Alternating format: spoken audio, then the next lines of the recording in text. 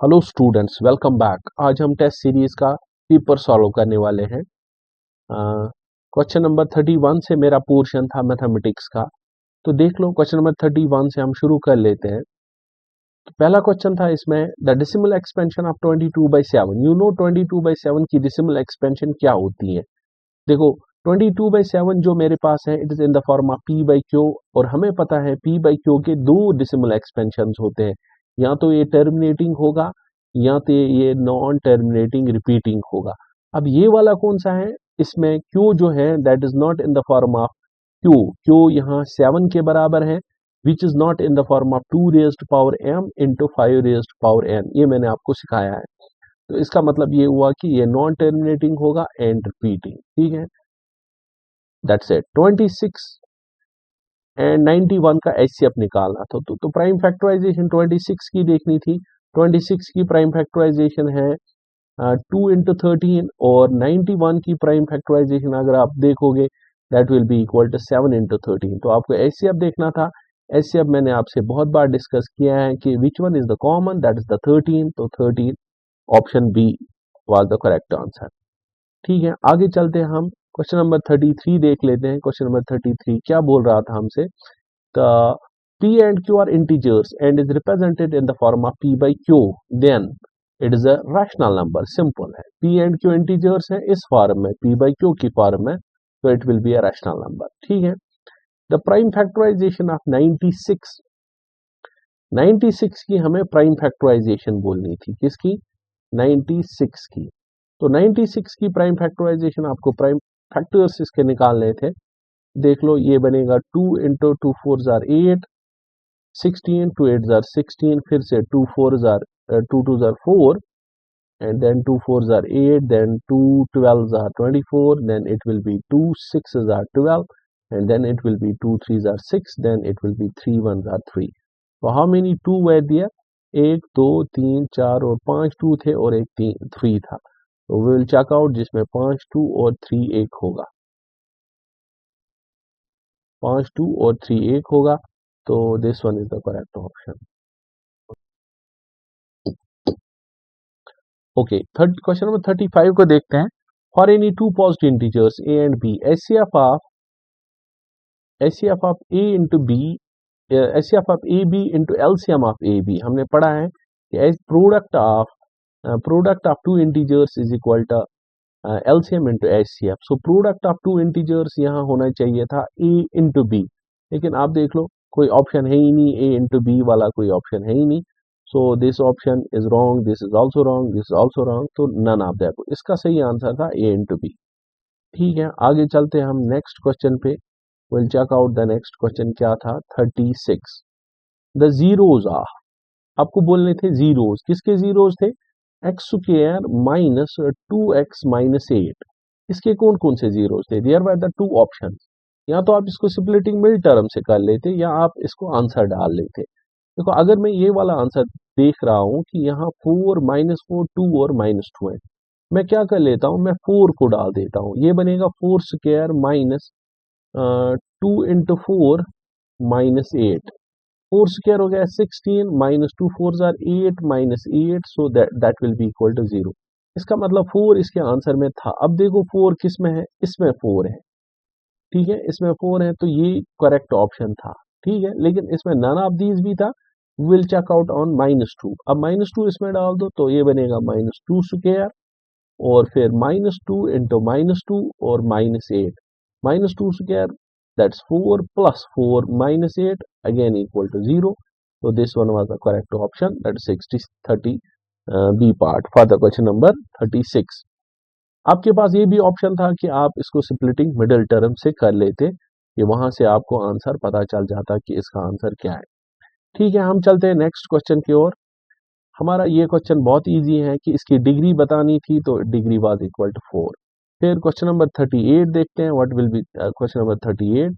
ये एक अच्छा क्वेश्चन है, यूजुअली ये आ जाता है एग्जाम्स में। कि P of x is a polynomial of degree 1, polynomial 1 degree की है, and p of a is equal to 0, then a is said to be, this a is called as 0 of the p of x। Simple था ये, it's called as 0 of the p of x। ठीक है, simple a था, वो निकालना था a क्या है। ठीक है, नेक्स्ट क्वेश्चन देख लो, that's 39 question number. Zeros of the polynomial can be expressed graphically. The number of zeros of the polynomial is equal to the number of points where the graph of the polynomial intersects. किसको intersect करता है? बहुत बार discussion किया है हमने, x axes को intersect करेगा। देखो आपको मैंने बताया है कि अगर क्वाड्रेटिक पॉलिनोमियल होगा तो वो एक्स एक्सीज को दो जगहों पे काट करेगा, तो दैट मीन्स उसके दो जीरोस होते हैं तो वो दो जगहों पे एक्स एक्सीज को काट कर लेता है। This was question number 39, sorry. Then we will turn to the question number 40. Okay, this question number 40, a polynomial of the degree n has, जिसकी डिग्री n होती है, उसका एक zero n zeros, least n zeros, more than n zero, at most n zero। देखो मैं इसको समझाता हूँ। एक क्वेश्चन है मेरे पास X square plus 2x plus 3। ये जो क्वेश्चन है, ये जो पॉलिनोमियल है, इस पॉलिनोमियल की जो डिग्री है, degree that's equal to 2, degree 2 के बराबर है, तो इसके जो मैक्सिमम जीरोस पॉसिबल हो सकते हैं, maximum zeros that are only 2, दो से ज्यादा जीरोस नहीं हो सकते। दैट मीन्स एक पॉलिनोमियल जिसकी डिग्री n होगी, उसके मोस्ट जीरो जो हो सकते हैं दैट आर n।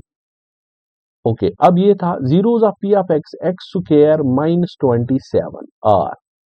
तो हमें इसके जीरोस निकालने थे, क्योंकि ये ऑब्जेक्टिव है, यहाँ क्वेश्चन सॉल्व जैसे भी आपको मर्जी आ जाए कर सकते हो।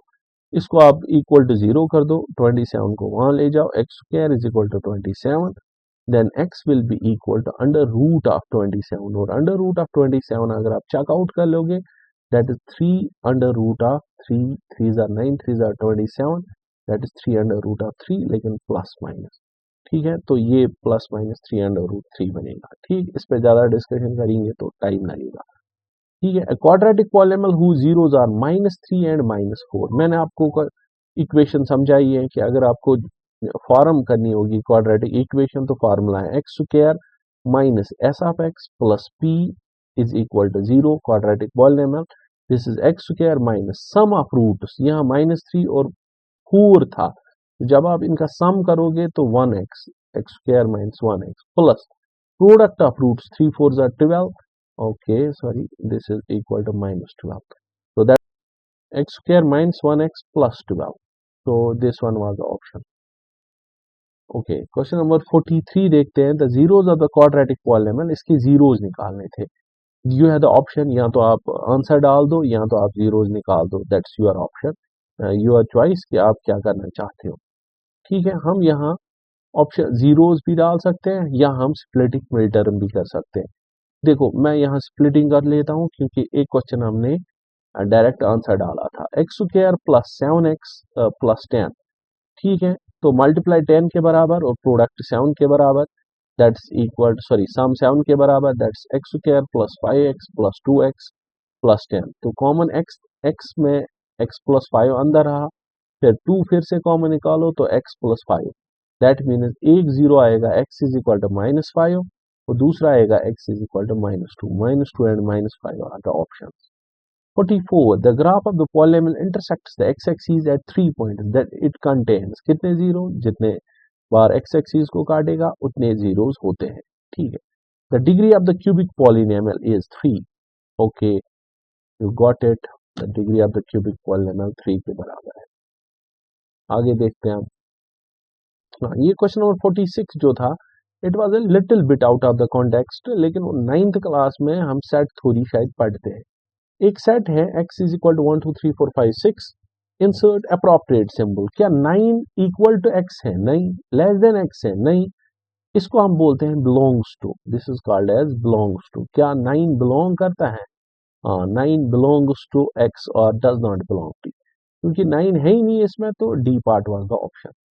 The product of 3 consecutive positive integers is divisible by, एक अच्छा क्वेश्चन ये भी था, product of the 3 consecutive positive integers, आप पॉजिटिव इंटीजर्स 3 ले लो, जैसे 1 2 और 3, ये पॉजिटिव 3 इंटीजर्स हैं, 3 2 are 6 1 are 6, तो ये 6 से डिवाइड होता है, तो option 6, no common factor only 1, 6 was the correct. अगर आप 2 3 4 ले लोगे, 2 3 are 6 6 4 are 24, वो तो 4 से भी होता है, और 6 से भी होता है। अब ये वाला तो ओनली 6 से होता है, ये 4 से भी होता है, ये 6 से भी होता है, then 6 was the correct option. A set represents a set of natural numbers. Simple question. Okay, next देखते हैं हम। इनमें से हमें देखना था कि which one is divisible by 11। इनमें से 11 किसको डिवाइड करेगा। ठीक है, बहुत इजी क्वेश्चन ये भी था कि 11 किसको डिवाइड करेगा। आपने एक रूल भी पढ़ा होगा कि 11 हमें इवन ऑड को चेकआउट करना होता है, 1 5 1 6। अब देखो यहाँ ये और ये जब सम होगा तो 2, ये और ये जब सम होगा तो 11।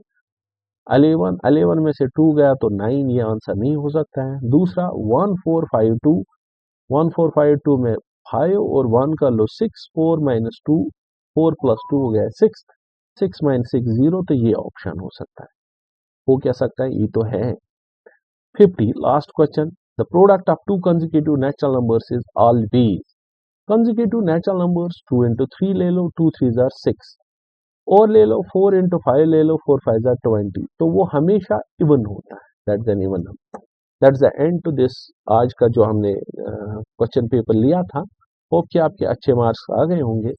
Until then, goodbye, take care.